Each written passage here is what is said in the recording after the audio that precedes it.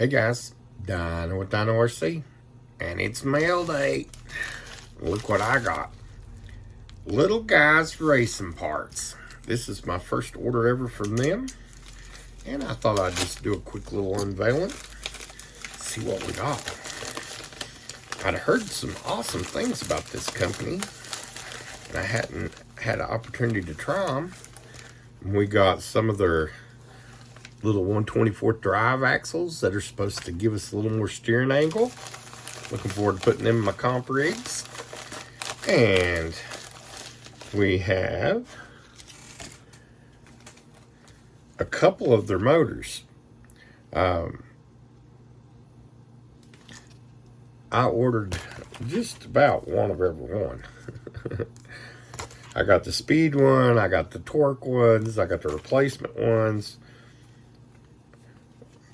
Got that one. Oh, got the, check it out. Got the decal pack. And, oh yeah, what else did we get? More Little Guy Racing decals. Boom.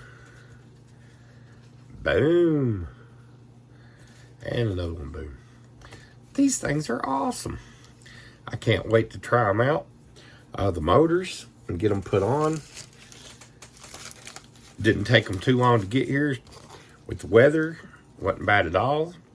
Can't wait to try this little servo out. Speaking of servo mounts, I printed one out on my 3D printer. And this goes on my build that I'm currently working on. It's a EXC Gym 1 temper that somebody gave me.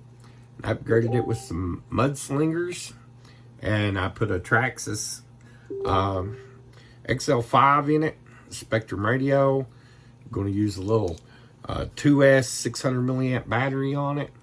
I'm still working out which body I'm going to put on, but it was missing the servo plate.